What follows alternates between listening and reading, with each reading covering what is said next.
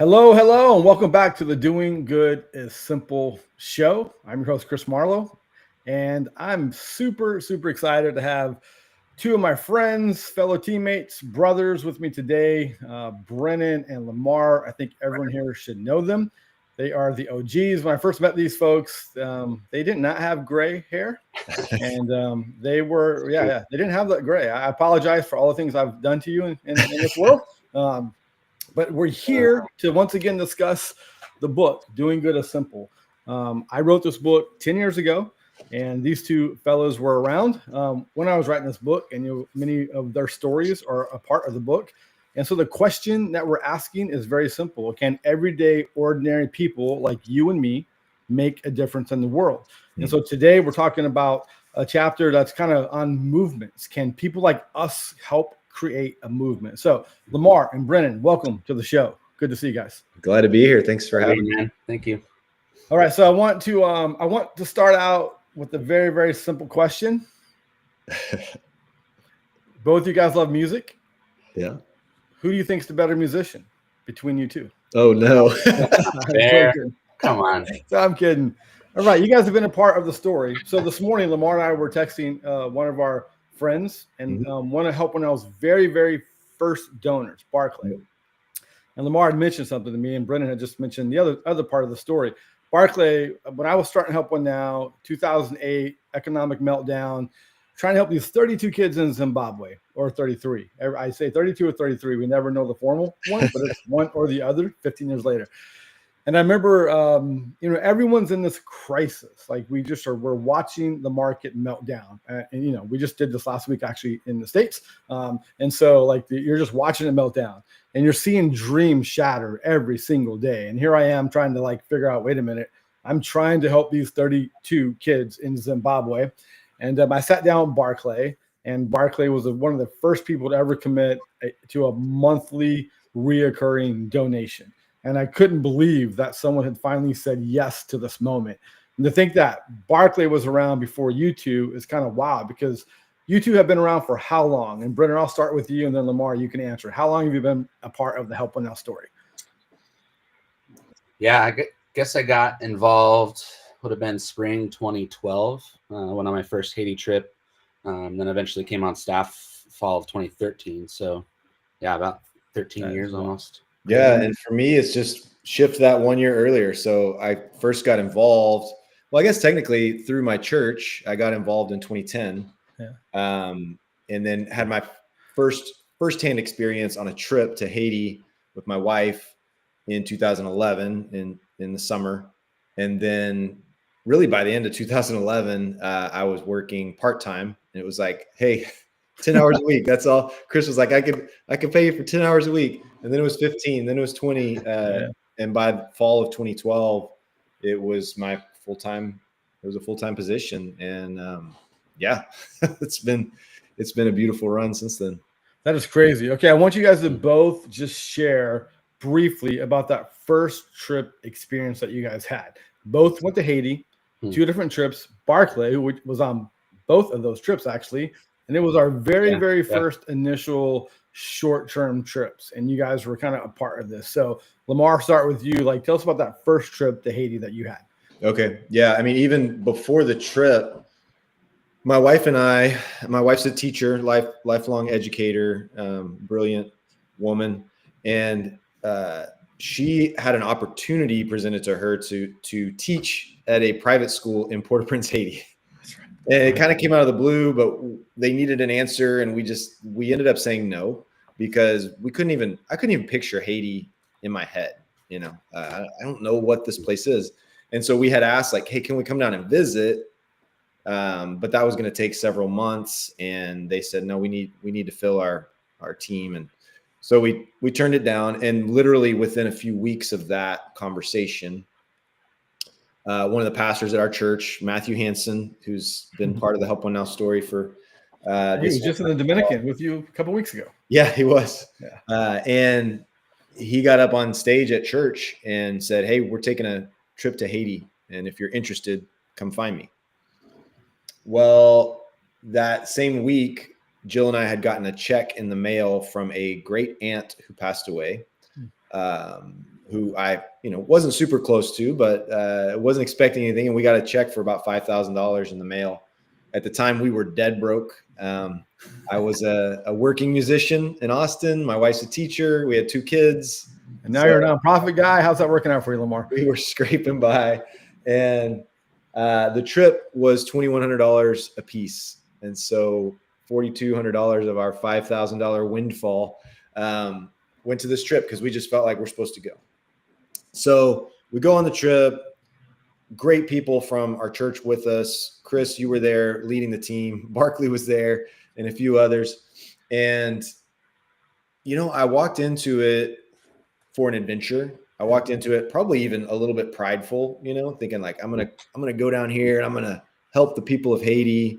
I'm going to build a home and do this stuff. And my American brain was trying to figure out how to fix things the whole time I was there. Well, June 2011, it was a year and 5 months after the earthquake, but it looked like the earthquake had happened, a week before we got there. It was still just rubble everywhere, people living in tents. It was overwhelming to the senses, overwhelming to your soul, to your mind. And I remember there was a point probably on the second or last day where I realized, we're spending time with Pastor Jean Alix, who's an incredible leader. We're spending time with Pastor Gaitan, who's got this huge heart and just heart of sacrifice. We're spending time with Pastor St. Cyr, who has just done incredible things, serving people living in some of the worst conditions on earth in one of the tent cities. And also a young man we met named Junior Bataille. And so as I start reflecting on the trip, I'm like, you know what? Those 4 men and probably tons of the men and women who work with them are far smarter than me, like just on a straight up intelligence level. They're far more creative than me.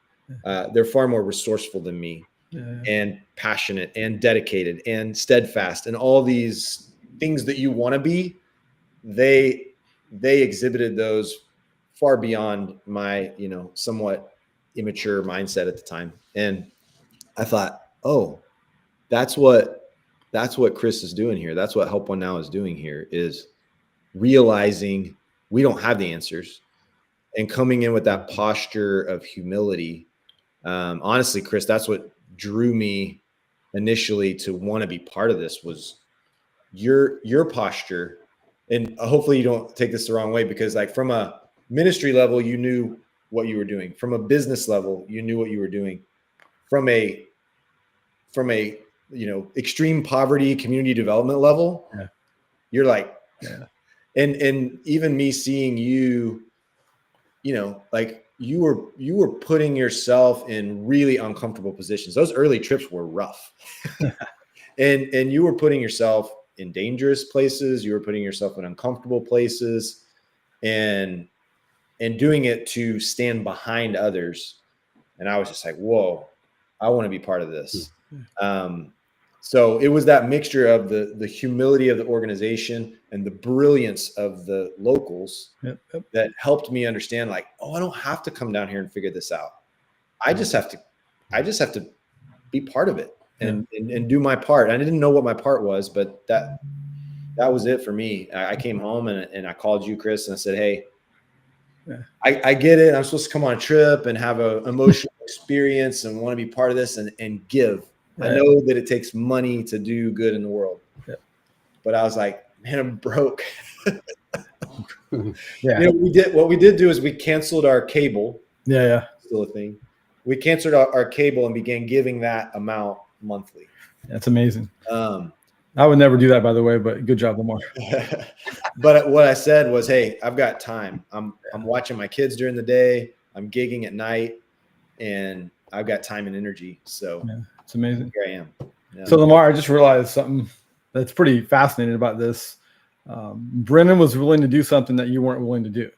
Oh yeah, that's true. And that's move to Haiti. So Brennon, man, just jump in. Plans for us. I know. I'm just kidding. I get it. Right. Brennon wasn't married at the time. He had a little more flexibility. Didn't have kids. But share about your first time to Haiti and why that eventually led you to move there, and just a little bit of the backdrop. Yeah. We're trying to communicate, like we were 3 guys living in Austin, all involved in local church ministry.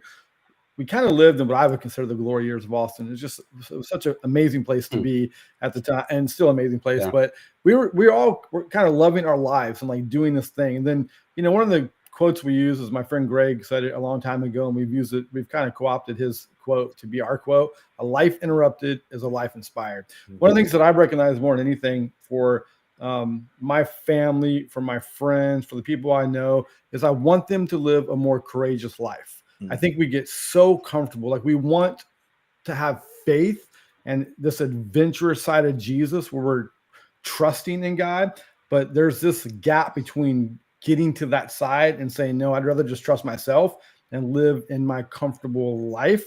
And I think there's a tension in kind of walking with Christ.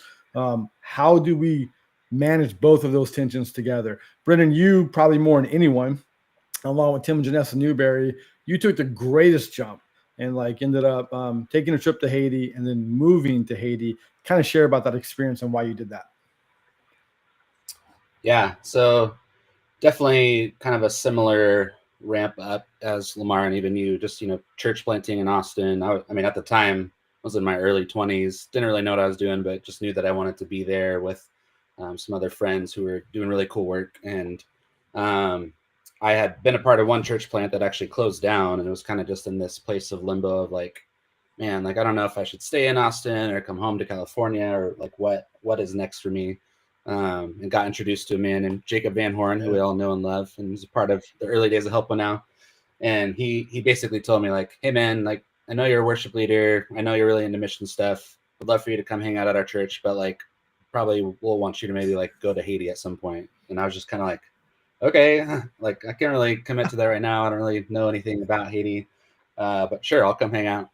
So yeah, started being a part of that church, leading worship, and kept hearing about Help One Now. And the church at the time, Soma in Austin, was very involved, leading garage sale fundraisers. I remember in the front of the church, there was actually a huge garage door that they had built, and it was this huge thing for our garage sale program.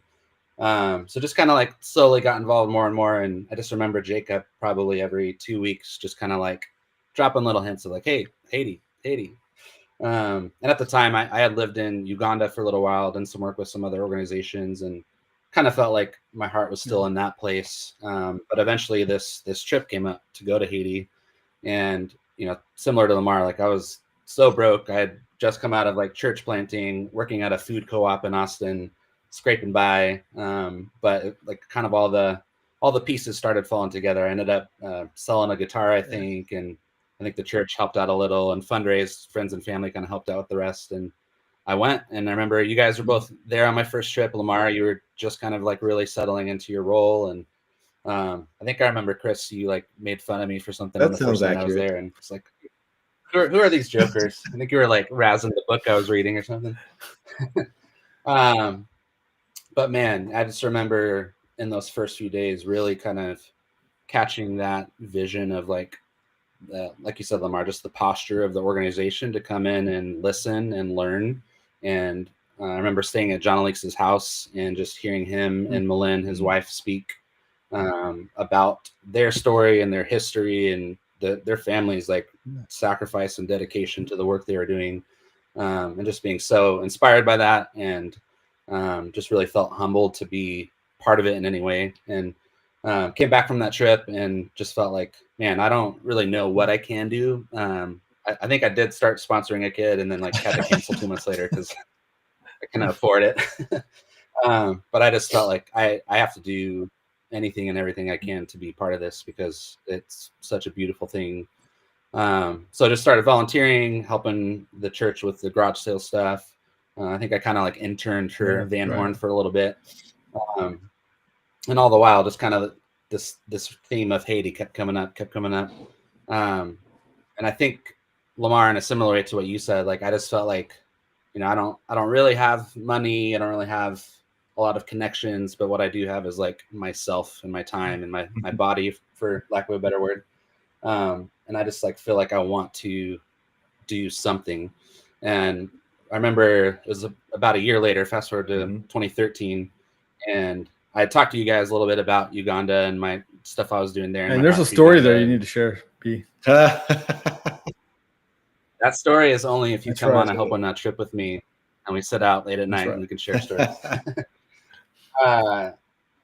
But I remember, Chris, you're like, hey, man, like we have a trip to Uganda coming up. And I know like you're really involved there. It's kind of our first time going down. The Newberries had just moved there to check out the work. And similar thing again, I was like, man, I'm still living in an apartment, working at this food co-op. I don't know how it's going to happen, but it just, you know, whether it was God putting all the pieces together, just people rallying around, just kind of all fell into place. And I got to go and be with you guys in both Uganda and Zimbabwe, meeting Pastor John, Pastor Edward, just kind of seeing, it was a really cool moment of seeing the history of the work in Zimbabwe and then seeing like the beginnings of the work in Uganda, and being able to be part of some of those conversations of dreaming.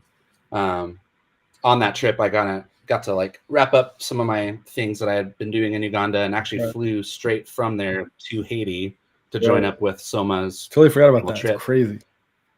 Yeah. And I just remember literally like landing in Port-au-Prince and just had this like weird sense of like home, you know. It's like, man, this is actually where I need to be.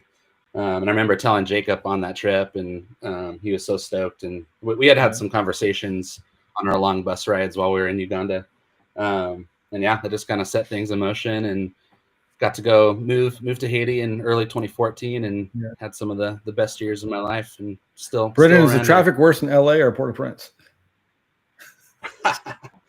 Oh man, you know, very different. Port-au-Prince is kind of organized chaos. It doesn't make sense, but it works in a way. And LA is just like frustrating all the time. Right, so that Uganda Zimbabwe trip. Yeah, we had Scott Wade with us. It was Joe Cortucci's first trip. Yep. Joe and Katie have been faithful supporters ever since then. Yep. And it was when we all almost died in the Nile River. And and Tim and Janessa found out they were having a baby. That's right. Yeah. There's a lot going on that trip. Janessa's like, hey, you need to take a break in the middle of this trip and do something. And we're like, oh, you're pregnant. Okay. So it's not first rodeo here, Janessa. So I think about, when I look back at this, every organization, every movement that's created, it always has the people who said yes to a vision that they had no clue if it would ever matter or make sense or come to fruition. Whether you're a church planner, you're starting a business, there's that initial group, you two, along with so many of the names that we had just mentioned, so many amazing people said yes to this thing in the beginning days. And to your point, Brennan, I remember those first, the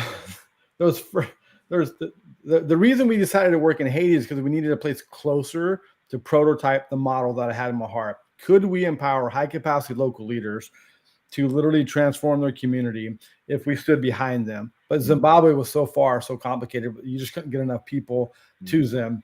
I had no clue saying yes to Haiti. I thought it was going to actually simplify our life. And in many ways, it's been just such a roller coaster, because I think the ethos of Help One Now in Haiti are interconnected. We married each other, and we've gone through this roller coaster together as an organization. We've had so many of our own ups and downs, so many wins, so many losses, so many, all the different things. And you get in this world, you reckon that that's the world that we live in, and we've embraced it. And yet Haiti probably shaped maybe the three of us more than any country that we can imagine, because we spent so much time there. So in the book, I talk about the story. Lamar, you call me one day. Well, let me back up. On one of these trips, I went to Haiti so many times for 3 years. Like, I just kind of lived in Haiti. My two kids and my wife, I'm shocked they let me do this. It was like I was just always there. And we would do these like 7 to 10 day trips. Yeah. And they were just unbelievably like long and hot, and it was just crazy.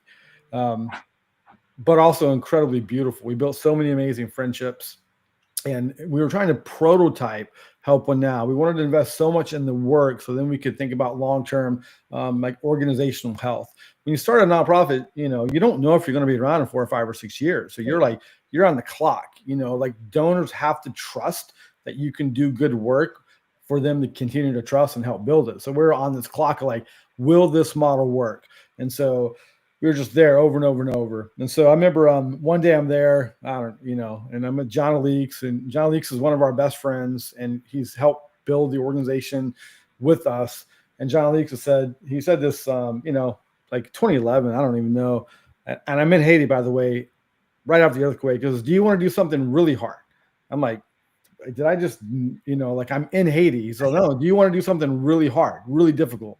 And I'm in my mind, I'm thinking like, dude, you're like, what is wrong with you, bro? Like I'm literally, and he said, no, I want you to go to this place called Ferrier.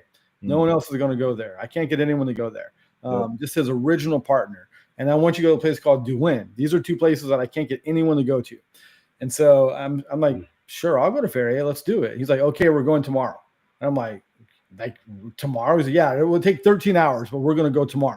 And I'm like, welcome to Haiti. It's like Los Angeles traffic. It's like, okay. So we take this trip. We go there and we see this empty field. And he's all like, 15 years earlier, I sent two of the pastors from his hometown to this random place right on the border of the Dominican. And they started a church and they started a school and they started a home for girls. And they had been doing this there for about, for many years, 2 decades almost at that time, if I remember right. Yeah. And, but he goes, I got a lot of other dreams. But at the same time, a reporter from the Miami Herald called us and said, hey, do you know there's a whole bunch of trafficking happening in Haiti post-earthquake across this border called Wantamit? And Ferrier, and it's like Ferrier is that it's there. It's like 15 minutes from this place. Yep. And so we began to like have conversations with John Leeks about some of the trafficking that was taking place. And I remember he couldn't believe that humans would do this to each other. I mean, he just couldn't understand like people would sell kids to labor and sex slavery, and that was happening in his country. And it took him a while, and once it clicked in him that like this is really happening, there was this empty plot of land, and he was like, "That's why we went there 15 years to begin to like build this community so we can tackle one of these challenges." Yep. And so we begin to have this dream, this vision. And Brennan, you kind of lived here almost off and on for so many years. Called Ferrier Village. And it's one of the most beautiful stories that we've all ever been a part of. And so I remember, Lamar, when you called me and you talked about we rescued our first kid. Can you just go back to that moment and maybe both you can share what that meant when we started Ferrier Village and the first rescue of that kid? Yeah. And honestly, this is crazy, but it was May 2013 and we were on that Uganda trip. Okay. So here's the deal, Lamar, so for those listening, just know this, I will never share a right number or a right date, but Lamar will always get it right. So yes, here we go. But we're on that trip together and we got the messages from Jean Alix that they had rescued the first kids. And so I, literally face to face told you, and I mean, I think we were in tears, but when you think about it, it was complete collaboration across the board, right? It started with a few of we mentioned Matthew Hansen earlier, some others kind of teaching us about human trafficking, and then us having conversations with Jean Alix, and Jean Alix having conversations with local officials in the area and police and others, and just like you said, the reporter and all these things showing us this deep need. And then I think we even learned from some other organizations about this kind of model of like, let's create homes, not a big children's home, but homes with house moms and others. And then, I think 80% of the funding for the bill, we had to build a community center and dining area. And ultimately we built 10 homes, but I think we started with 5. And you mentioned the Great Wall of Haiti. we were budgeting everything out, and then all of a sudden we're like, wait, what is this giant line item? And John was like, well, we have to protect the place, right? We got to have a wall. But 80% of that was funded by people throwing garage sale parties, raising, $2,500 here and $4,000 here and $800 here. And I remember this spreadsheet that I had of garage sales happening, trying to keep track of it all. And brick by brick, this place was built, and then, bringing the kids in. I'll pass it off to Brennon there because, I know you were there multiple times, Brennon, as yeah. And a quick reminder, even as we do that, the chapter title is "All Great Things Start Small." Mm-hmm. When you think about, all the garage sale parties, it's Yeah. 2011, it's a 2030. The financial economy is just starting to make a turn. But literally, we were raising money through garage sale parties. Martin Luther King Jr. said this: "If I cannot do great things, I can do small things in a great way." And I feel like that's what we were trying to do back then. It's like, hey, we don't have this big, money that we could just, build this thing fast. But we can ask a lot of people to do a garage sale party and collect those funds and help rescue a whole lot of kids. And Brennan, you're the one who implemented this whole project on the ground. Maybe take us back to those moments. Yeah. I mean, it's so crazy to think back. I remember those early days in Ferrier. Just like it truly was the hottest, most like scorched earth land ever. And even John O'Leeks will tell you, like, whenever he would come with us, he'd bring his little personal fan that he would have with him. But the best mangoes. Right. The best mangoes, yes. But I mean, it's just a desolate place. And I feel like that was like such a alliteration of like the social poverty and the just deprivation of the society there. And to see this village, this place that became this like beacon of hope and light. And, like you said, no one really knew about this trafficking issue there at the time.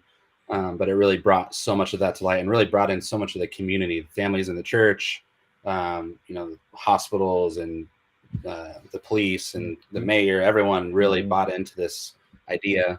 But yeah, I just remember several times being there when kids would come after just recently being rescued and going through the system, and just seeing where they were at then, and then getting to see them grow over the years and to be in this family unit and to see. I remember one of the kids, Milo Steen, I was there when he arrived, and for probably the first year he was like completely silent, never talked, didn't want to be around anyone. And I remember this moment.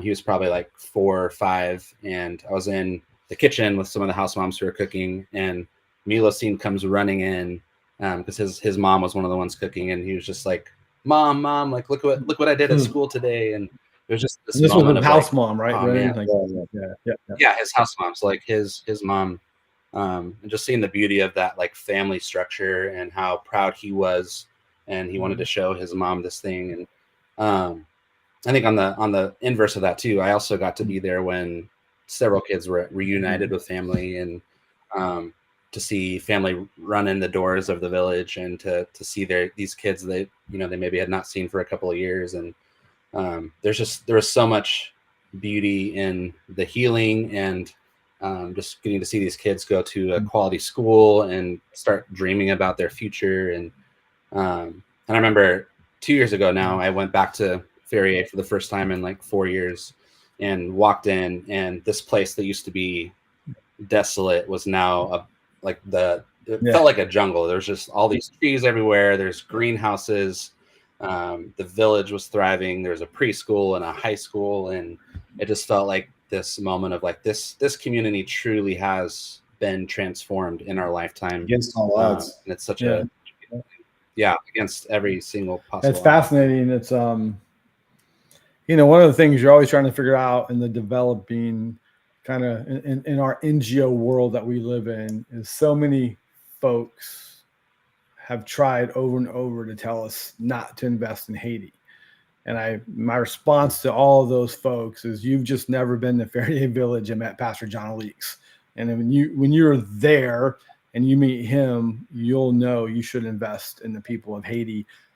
Even if it's a roller coaster, it's been the best investment of the Help One Now life that we've all been a part of. Real quick, I want you guys kind of a snapshot, your favorite story outside of Ferrier Village that you've been a part of.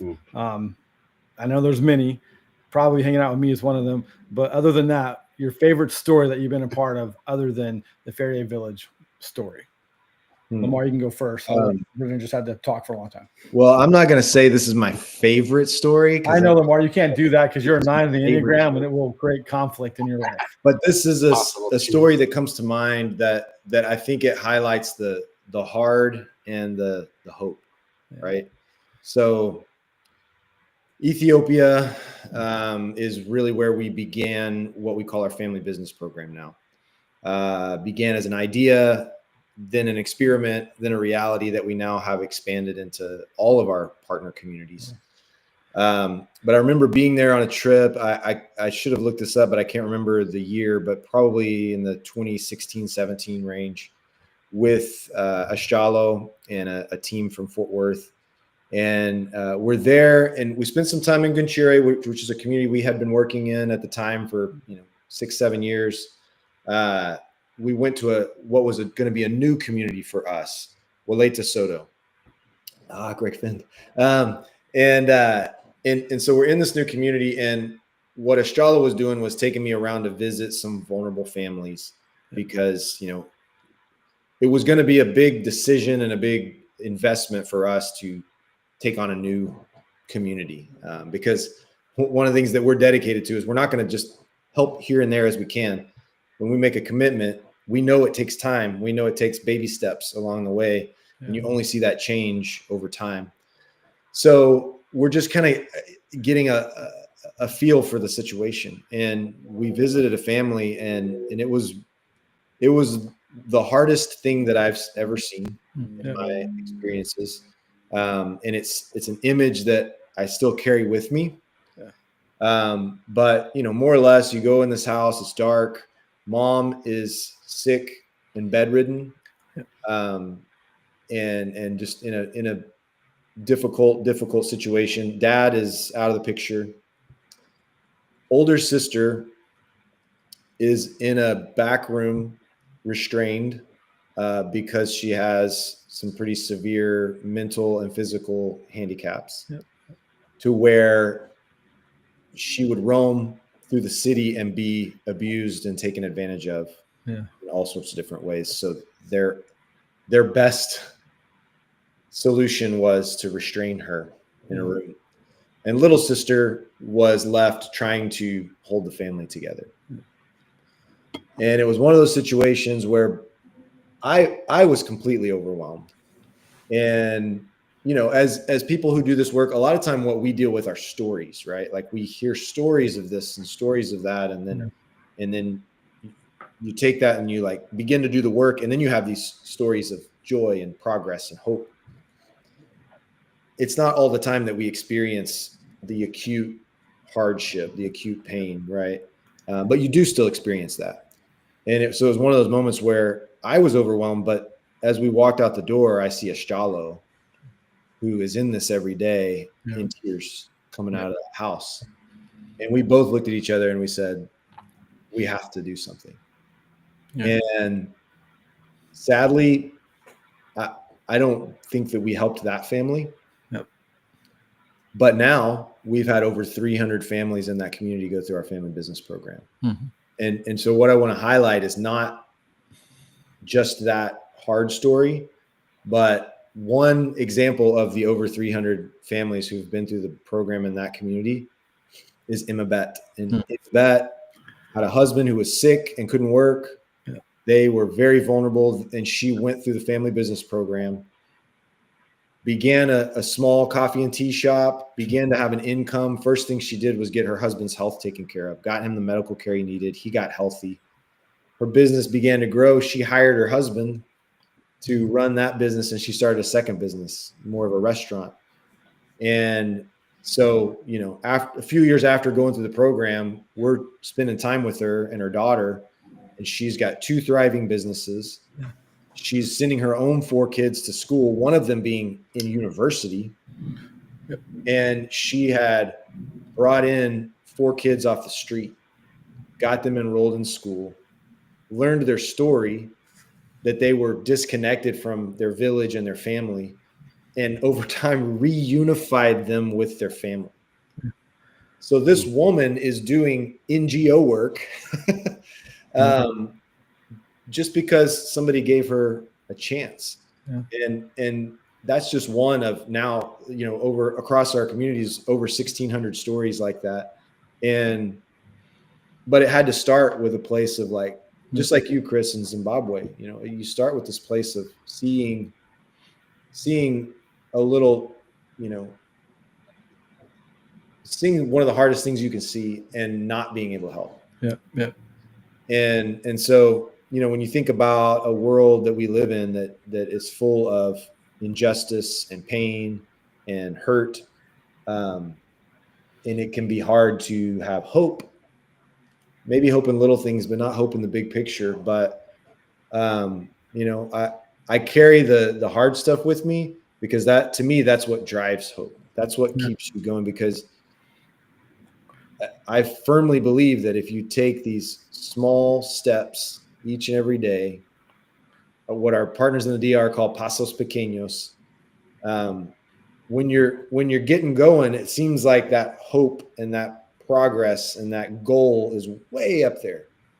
But if you just keep plugging away every day, you turn around, it might be 10 years later, but when you see what's happened in Ferrier, when you see what's happened in Maria Auxiliadora, when you see what's happened in Gunchire, when you see what's happened in Merendera, and all these places, you're like, wow, that didn't take too long. I mean, it wasn't that long ago that I met Chris, right? It wasn't that long ago. Well, just remember, you don't have any gray in that beard when you met me. So, it's hard to find that balance, but what I tell people all the time is God never looks at me and says I'm hopeless. And he's got every reason to sometimes, right? So we can't look at people or situations around us and declare them hopeless, because nothing is hopeless. Yeah, it's interesting, Lamar. We, the hard stories are the ones that are, you don't know where to talk about them, right? Because, it's usually we're not in the right space to talk about. And Brennon, you more than anyone have probably seen the hardest stories, because you literally lived in Haiti and had to deal with it on a very day-to-day basis. And in fact, Brennan, I remember your mom, before we even met in real life, texting me, and I don't know if I texted her back. She's like, no, I need to talk to you on the phone right now. I'm like, oh man, something happened with Brennan. She's like, are you sure my boy's okay there? I don't know what's going on. I'm like, I don't know if he's okay. I think he's fine. I don't know. I'm kidding. But I mean, you lived in the hard in Haiti. But even beyond Haiti, I would love for you to share, like, what's the one story that you remember, whether it's hard or whether it's beautiful, that really has shaped kind of the ethos that you care about so much in this world. Yeah. And there's definitely a lot there, but I think the story that comes to mind for me is a moment when it was our 2020 Leader Summit, January 2020, and it really kind of felt like the climax, the mountaintop, this moment that everything had culminated towards, where we were all together in one place with most of our local partners and a ton of our amazing donors, church partners, board members, our team. And it kind of felt like there was a moment where I kind of just stepped back. I had been like filming some stuff, and I just decided to like put down my camera and step back for a minute and kind of have this like 30,000 foot view. And it really felt like this moment of like a little glimpse of heaven in a way, just seeing the connection and the interaction. And later that night, we were kind of in the house where we were staying, and our leaders were all sitting around a circle and just kind of goofing around with each other and laughing. And I remember one point, I think Shiloh kind of like tackled John Aleeks on the couch, and but it was just such a cool moment of like, despite all of the hard and the things that we deal with day to day and all the things we are striving for, like the human connection that we get to be part of at Help One Now is such a gift. And I think probably a huge part of like why we're all still doing this. Like, yes, like the hope for the things that we get to be part of is holding us together, but also just this connection and like all of the amazing people we've named, so many already from all the years, but like the relationships that we get to have, and to truly be like, John Aleeks is our friend and our brother. He's not just our partner or someone we're working with. I mean, John Aleeks and Willie Malpartida were in my wedding because like they are truly some of my best friends. Frozen. So it's just the frozen wedding. But that human connection, and just to know that we get to all be in this together, and even the days that are hard for us, knowing all the people that are surrounding us and doing this with us is just like such a huge. I want to talk a little bit about that because in the nonprofit space, there are these tensions that you deal with. One's metrics and data prove that the dollar is being used well, and that's really important. And then the other part of that is like friendship and meaning and like almost this deeper layer of connection. I'm not just writing a check to a project someplace in the world. I'm writing a check to a people group who have become my friends, and together we're doing life together in one sense or another. One of our goals of Help One Now is for the donor and the communities that we partner and serve, that everyone's transformed, that all of our lives are transformed together. Barclay, our very first Help One Now donor, is like, it's been such a blessing to be part of this for 15 years. We hardly ever talk to Barclay anymore. He's got he's busy, family, kids, all the different things, but he will say his life was transformed. Our lives are transformed in the midst of the roller coasters and the up and down. I want to talk a little bit about this. I talked about in the chapter, this idea of the thin space. And one of the things that we're trying to get to is this isn't about a nonprofit growing like a top line revenue or even impact numbers, or those are key, and they're important, but there's something deeper about this. It's the friendship, the human relationships, the meeting, the opportunity to see a larger world and to see the imago Dei in one another. Whether it's the hardest stories, we all have our hard stories, or the most beautiful stories, we see possibilities for progress because we're willing to be in that thin space, and it's scary to be in the thin space. So Lamar, maybe you can start us out with just the idea of what this thin space is and like how you've managed that tension of living in the pain and the hope. Yeah, the thin spaces. I think it's a more ancient idea, but I first heard it through Barbara Brown Taylor, who's a theologian. But I thought it was my book name. And your book too. This idea that there's certain experiences or that you have, usually with people, but sometimes with nature or whatever it might be, where the space between you and the divine is very thin. And I feel like that's where you're, to quote Matthew McConaughey, that's where you're really living, right? Typical Texan. Oh my gosh. But, to me, that's one of the things that keeps me going. And that's one of the things we really believe in at Help One Now. I tell people all the time, one of the greatest gifts that we can offer when someone comes on a trip to see what they're a part of is the gift of perspective. I think a big part of that perspective is experiencing these thin spaces. But the perspective is that you kind of see, well, let me take a step back. I think our lives in America, especially, but in kind of the more developed world, we have the resources to put all these layers of protection around our lives. And those layers of protection actually become barriers between us and reality, or us and the divine. And, Jesus is our comforter, but never once did he call us to comfort. But a lot of times in our society, we crave comfort and it becomes an idol, and comfort and security, right? And so we have enough resources, we have enough things to give ourselves that comfort and security, and it separates us from the true, interaction with needing God. So I remember on one of my first trips to Haiti, Pastor Jean Alique said, I pray for the American church. I'm sitting here walking through a village in Haiti with them where they don't have access to water. And I'm like, why are you praying for the American church? And he said, it's got to be one of the hardest places in the world to truly follow Christ. Like, you guys don't need anything. So how do you abide in him if you can build your lives to not need that? That was convicting for sure.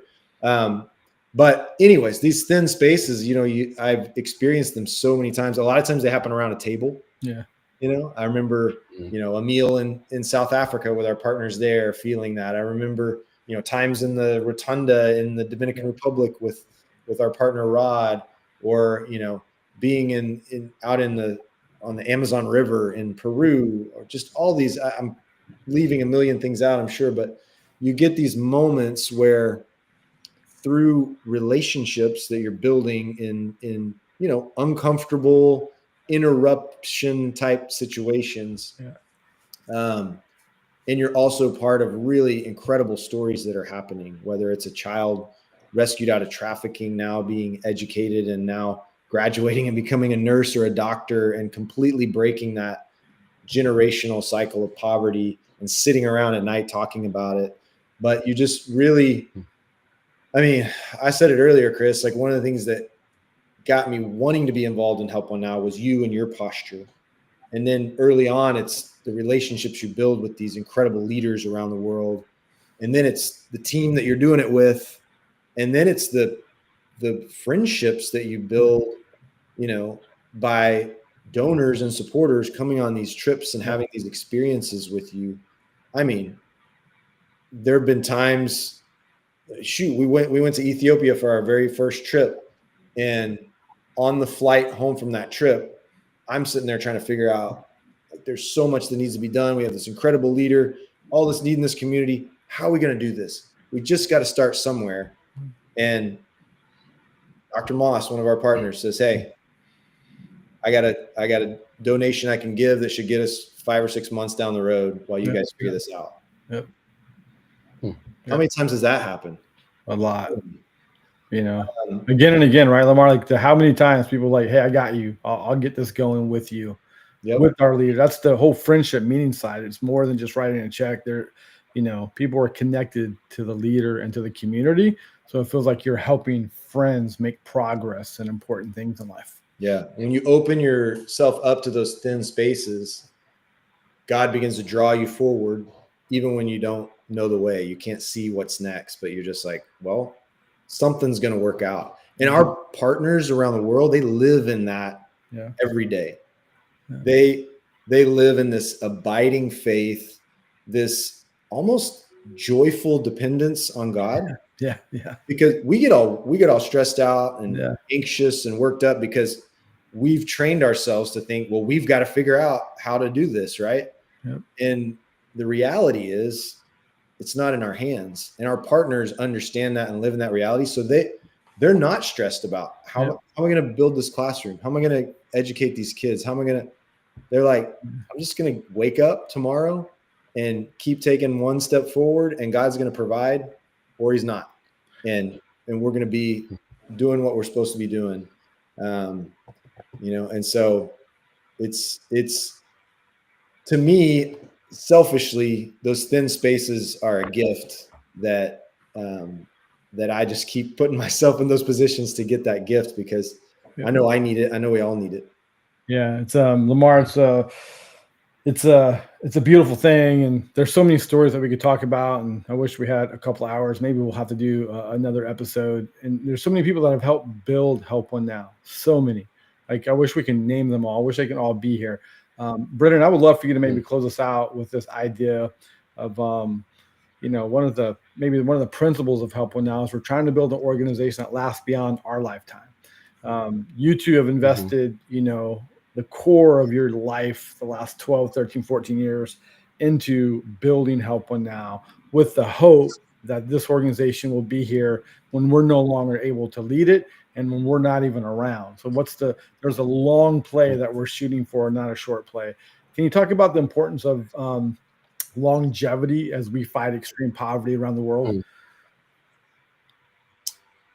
Yeah. And I think it's the kind of thing where our Western mindset and framework is so, like, we want things to be done now. We want to experience that instant gratification of knowing that we accomplished a task or we did our part and we can move on from it to the next thing. But to truly do the work of, like, making the world a better place, like, it's not something that's going to be solved in our lifetime on a grand scale. And I think that's even part of, like, why we are called Help One Now and why we've, like, stuck with that name, is because, like, we can't change the whole world right now, but we can actually help one person, one community. And to let that be enough, and to know that, like, taking those small steps every day is actually going to lead towards that bigger change. But yeah, I think, like, one of the really cool examples I can think of is Gansheri, where our partners there, Shiloh, they started this work, before we ever came into the picture, but then we came in and partnered together to start this family business program and supported local adoptions and all these different pieces of the puzzle. And when we got that news, I guess it was probably a year and a half ago now, that the government came to Shiloh and his team and said, like, hey, like, as a direct result of your guys's, steps through all these years and this holistic approach to community care, there are no longer any cases of child abandonment in this community that probably had one of the highest rates in the country for decades. And so that's one cool example of like us actually getting to see all of that work come to fruition. But then to know that like that can happen everywhere that we are, even in our own communities and our own lives. And like, it just takes those little steps each day. And, maybe some of it we won't get to see in our lifetime, but to know that it actually is investing in others and creating change and bringing beauty and hope to the world. Like it feels worth it. And it will make a difference. Awesome. Yeah. So one of the two things we talk about all the time is this concept of struggle for progress, and together we build. And we know like we're going to always be struggling for progress, but that struggle is worth it. Inch by inch, we can eventually run a mile, and then we can eventually run a half marathon and a full marathon.